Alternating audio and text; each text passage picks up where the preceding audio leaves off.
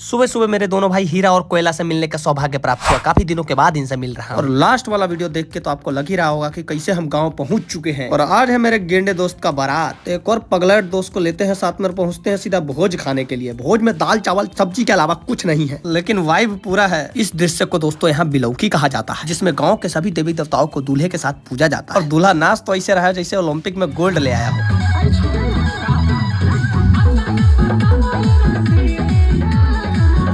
ये सब कार्यक्रम होने के बाद अब बारी है बारात निकालने की, जिसमें कुछ महिलाएं आपको रस्में रिवाज करते हुए दिखेंगी। उसके बाद बारात निकलने से पहले 2 स्काई शॉट उड़ाया जाता है। ये मैंडेटरी नहीं है। घोड़े के बदले गाड़ी को ही सजाया गया है दोस्तों, क्योंकि घोड़ा ने आने से मना कर दिया था। बोल रहा था गेंडा को नहीं बैठा सकता मैं।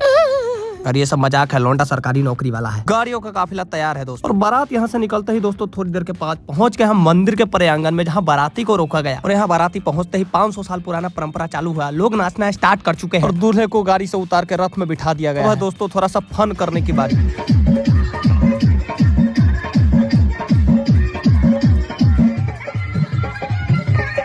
इस टाइम जेसीबी न मिलने के कारण मेरे दोस्त को किसी और बंदे ने रिस्क लिया और उठा के जयमाला वाला स्टेज पे ले गया। दूल्हे के स्टेज पे पहुंचते ही हाथ में नाश्ता आ गया। नाश्ते का पहला मिठाई मुंह में ही था कि दुल्हन आ गई। और मच्छर ज्यादा हो जाने के कारण दोस्तों यहाँ पे धुआं धुआं करना पड़ा, क्योंकि खुले में तो ऑल आउट काम नहीं कर सकता है ना। इसी शादी समारोह में हमारे एक और दोस्त थे जो बिट्टू बकचोद के नाम से जाने जाते, जिसके लिए ऐसी हरकतें आम बात। शादी में मांसाहारी भोजन का उत्तम प्रबंध था दोस्त। मैंने आंखों के सामने सरेआम मिलावट किया जा रहा था मछली में, ताकि लोग कम खा पाए। लेकिन इनको क्या पता मेरे कुछ दोस्त आदि मानव की तरह खाते हैं। इतना मिलावट के बाद भी ये दरिंदे 13 किलो मछली लपेट गए। इन गरीबों में खुशी की लहर दौड़ गई थी कि आज इनको मछली खाने को मिलेगा। इधर ये बकचोदी कर ही रहे थे कि मेरी नजर गई हरे रंग की टंकी पे, जो सबकी बातों को इग्नोर करके घपा-घप अपनी टंकी भरने में लगे हुए थे। सूत्रों से तो पता लगा था ये चश्मा वाला जनरल बोगी में बैठ के आया है मछली लपेटने के लिए स्पेशल दिल्ली से। खाना पीना तो हो ही गया दोस्तों, अब शादी भी हो ही जाएगा। मिलते हैं दोस्तों आपसे अगले ब्लॉग में, तब तक निकलते हैं हम लोग घर।